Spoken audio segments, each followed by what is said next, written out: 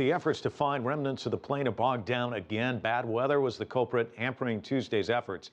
The head of the search operation in Australia is warning it, quote, could drag on for a long time. Our team coverage continues with CCTV's Tony Cheng. He's live for us in Perth. Tony?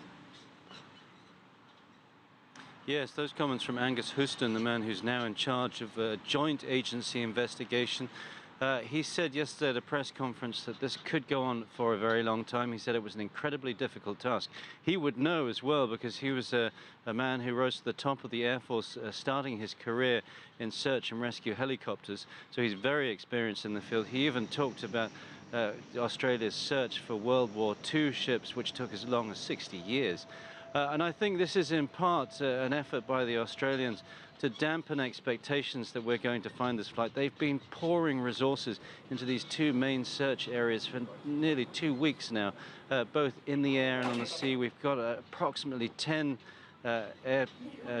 ships. We've got 10 ships in the area, about 10 planes from 7 different nations. So it's really a massive effort. They've gone over an awful lot of ground, and to date they've found absolutely nothing. So there is, I think, a frustration to a certain extent, but I think also if you speak to those people familiar with this kind of search, they'll tell you that it is very much one which needs to be done bit by bit. Consistency is the key.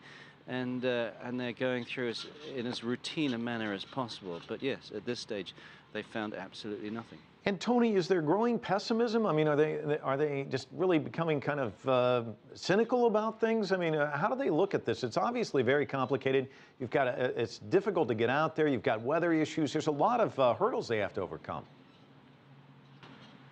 There are a huge number of hurdles. I mean, you have to remember this is an incredibly remote part of the Indian Ocean. Actually, the new search area is a little bit closer. It's just 3 hours off the coast of Western Australia as opposed to 4 for the planes that are flying out every day. I spoke to one of the pilots of one of the New Zealand planes that was searching, and he really has done an awful lot of this stuff, and he said that they were used to hunting for submarines. And he said if they could... They're used to hunting a periscope from a submarine in an ocean. So he said if there was anything out there, they should be able to find it.